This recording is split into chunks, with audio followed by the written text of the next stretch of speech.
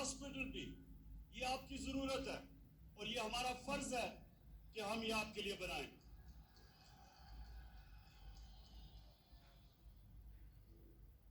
उससे ज्यादा हाफिजाबाद, उससे ज्यादा मुझे इस चीज की खुशी है कि पंजाब गवर्नमेंट ने फैसला किया कि 2020 तक, इस साल तक 50% पंजाब को हेल्थ कार्ड, हेल्थ इंश्योरेंस दी जाएगी और अगले साल 2021 में सारे पंजाब के लोगों को हेल्थ इंश्योरेंस, हेल्थ इंसाफ कार्ड मिलेगा। अब मैं आपको समझाना चाहता हूं कि हेल्थ कार्ड है क्या। ये मेरी बहनें आप खास तौर पर सुने। एक घर में सफेद पोश घर, तनख्वाहदार लोगों का घर, मजदूर का घर, अगर बीमारी होती है वालिदैन को, बच्चों को, तो ये जो हेल्थ कार्ड है, ये एक खानदान में 10 लाख रुपए तक कहीं भी इलाज करवा सकेंगे। सरकारी अस्पतालों में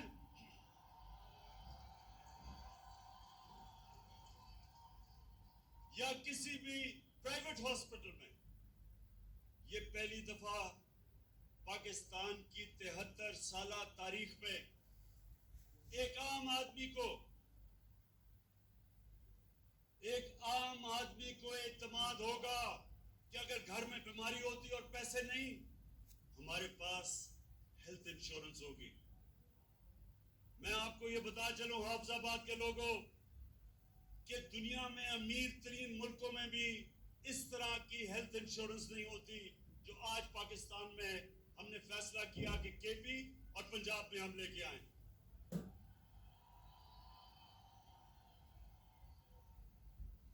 इससे क्या होगा? इससे होगा क्या? इससे यह होगा कि हाफिजाबाद जैसे इलाकों के अंदर, हाफिजाबाद जैसे इलाकों में प्राइवेट हॉस्पिटल बनेंगे। और प्राइवेट हॉस्पिटल इसलिए बनेंगे कि हेल्थ कार्ड की वजह से हर कोई इलाज करवा सकेगा। अभी सिर्फ देहातों में सिर्फ सरकारी अस्पताल है क्योंकि लोगों के पास पैसा नहीं। बड़े शहरों में प्राइवेट हॉस्पिटल है।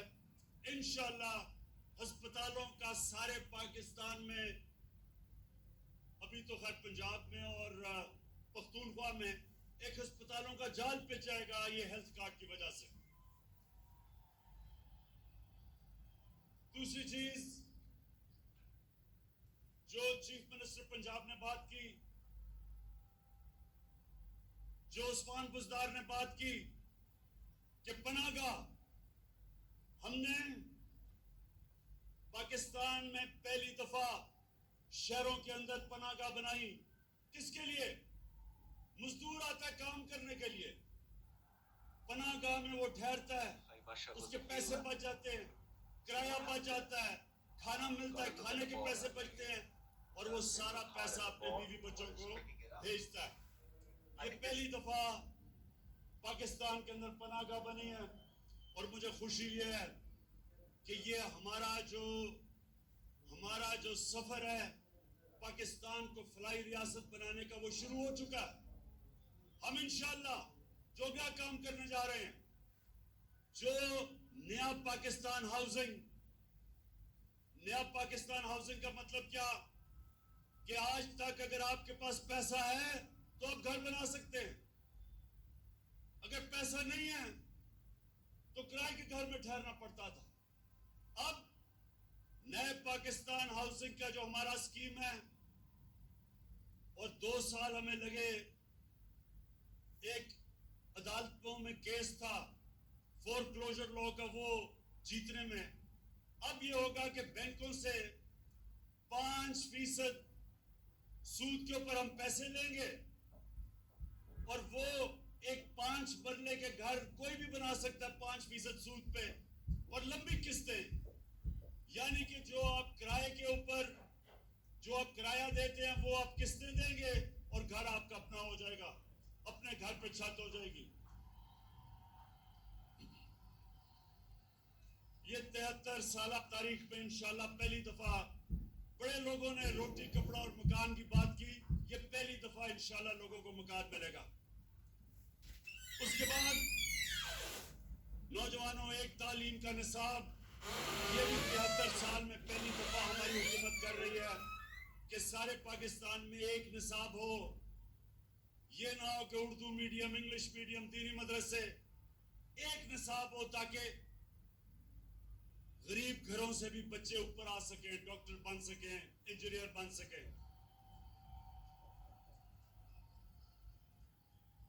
जब 2013 में तहरीक इंसाफ की हुकूमत आई पख्तूनख्वा में, तो 3 साल तक हम सुनते रहे कि जी किधर है नया पख्तूनख्वा। 3 साल हमें सुनना पड़ा कि किधर है नया पख्तूनख्वा।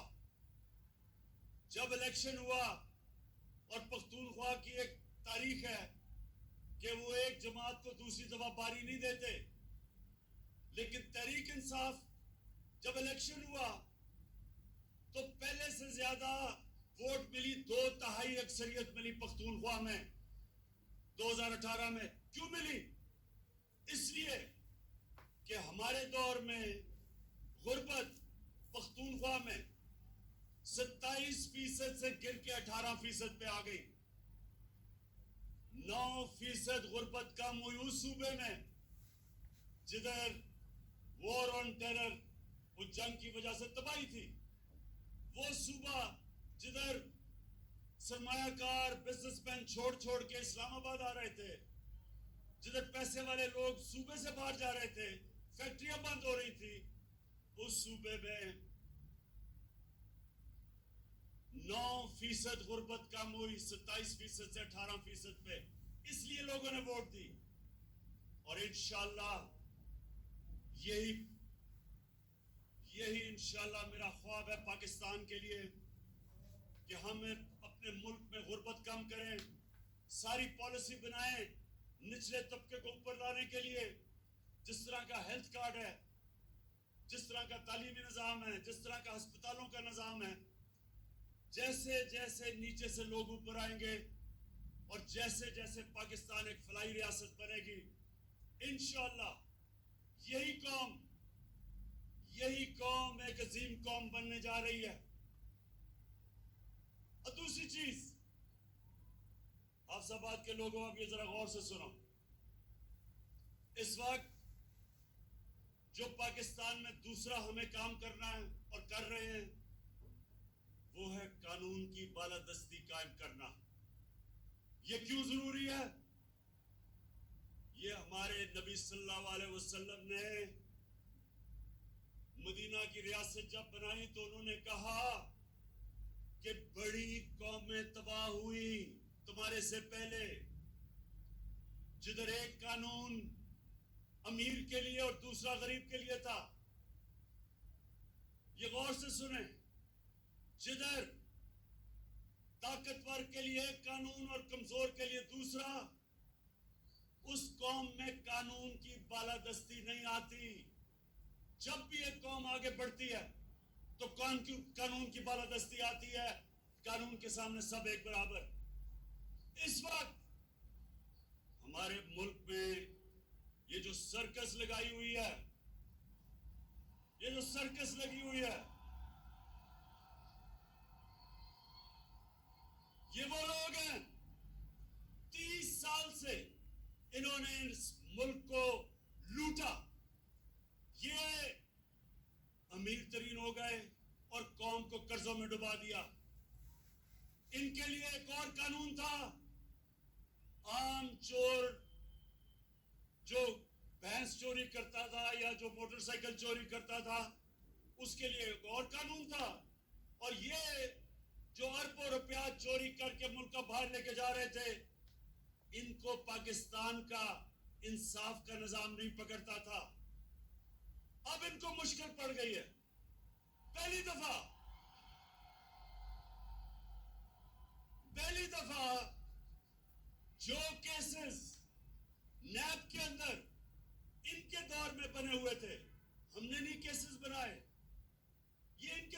केसेस थे, वो अपने दौर में तो ये एक दूसरे को पूछते नहीं थे। हमारे दौर में हमने नैब को आजाद छोड़ दिया है। इनके दौर में नैब इनकी गुलाम थी, हमारे दौर में आजाद है। अब ये सारी ब्लैकमेल इसलिए मुझे कर रहे हैं कि ये चाहते हैं कि मैं किसी तरह नैब को खत्म कर दूं ताकि इनकी चोरी बच जाए। हाफिजाबाद के लोगों, पहले मुझे बताओ, क्या मैं इनको छोड़ दूं?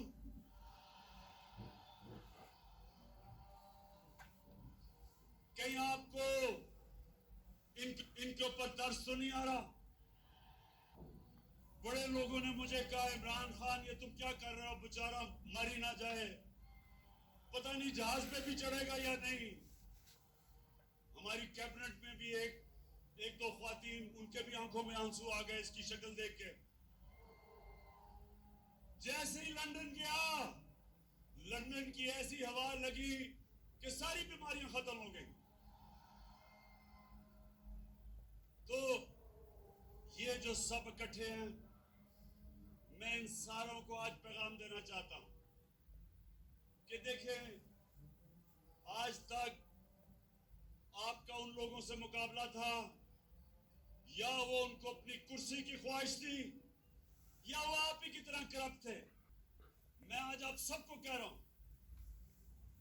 कि आप जो मर्जी कर लें, जितने मर्जी जलसे करने हैं कर लो, लेकिन जब तक आप इस मुल्क का लूटा हुआ पैसा वापस नहीं करेंगे, आपको नहीं छोड़ूंगा।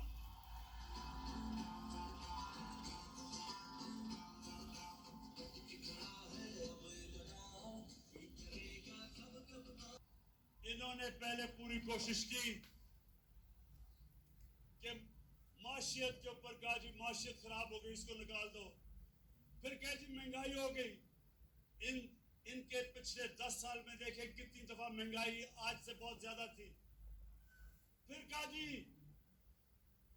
कि वो कोरोना के अंदर इमरान को नहीं समझ कि वो जिस तरह नरेंद्र मोदी ने बंद किया था अपना मुल्क, इमरान खान को भी करना चाहिए। अल्लाह अल हक है, अल्लाह का शुक्र अदा करता हूं, उसने हमने कोरोना से भी बचा दिया। फिर इन्होंने एक फैटफ, एक ऐसी चीज है जिसमें पाकिस्तान को इनकी वजह से ग्रे लिस्ट में डाला हुआ है। अगर पाकिस्तान ब्लैक लिस्ट हो जाता है तो हमारे ऊपर सैंक्शंस लग जाती है, हमारी माशियत बैठ जाती है। तो इन्होंने सोचा कि अब तो इसको ब्लैकमेल कर लेंगे कि पहले नैब को खत्म करो और फिर हमें फैटफ साइन करेंगे। इन्होंने मुझे नैब में 38 शिकें हैं नैब की, उसमें से कहा 34 शिकों को इस तरह कर दो कि नैब ही खत्म हो जाए ताकि इनकी चोरी बच जाए। जब मैं नहीं माना तो इन्होंने क्या किया कि इन्होंने अदलियों पे भी हमला किया। 3 चीफ जस्टिस बैठे हुए थे जिनके खिलाफ इन्होंने बातें शुरू कर दी कि जी नवाज शरीफ ने कहा फैसला गलत था। 3 चीफ जस्टिस थे, अदलियों का भी अटैक किया और फिर पाकिस्तान के आर्मी चीफ और ISI चीफ को अटैक किया। आर्मी चीफ और ISI चीफ को अटैक करने का मतलब फौज को अटैक करना। यहां मेहदी भट्टी बैठे हैं, इनका बेटा बलूचिस्तान में शहीद हुआ। इस तरह के कितने हमारे फौजी शहीद हुए हैं हमें हमारी हिफाजत करते हुए, लेकिन वो आदमी बाहर लंदन में बैठ के यहां हमारी फौज के खिलाफ साजिश कैसे कि जब आप कहते हैं कि मैं आर्मी का चीफ और जो ISI का चीफ है उसको फौज बदल दे, तो क्या फौज कोई एक जमहूरी इदारा है? क्या उन्होंने नो कॉन्फिडेंस मोशन पास करना है? वो ये कह रहा है कि फौज के अंदर बगावत की जाए, वो ये कह रहा है कि फौज कू करे, यानी कि हमारी फौज तबाह हो। अपनी चोरी बचाने के लिए नवाज शरीफ तुम इधर तक पहुंच गए हो कि हिंदुस्तान की जुबान बोल रहे हो अपनी फौज के खिलाफ। इससे इससे मेरा अज़म और मजबूत है कि तुम्हारी तरह के लोग, तुम्हारी तरह के मीर जाफर, मीर सादिक और मीर याज सादिक, इनको इंशाअल्लाह जब तक हम इनको कानून के नीचे नहीं लेके आएंगे और इनका पैसा नहीं निकालेंगे, इंशाअल्लाह मैं इनको नहीं छोड़ूंगा।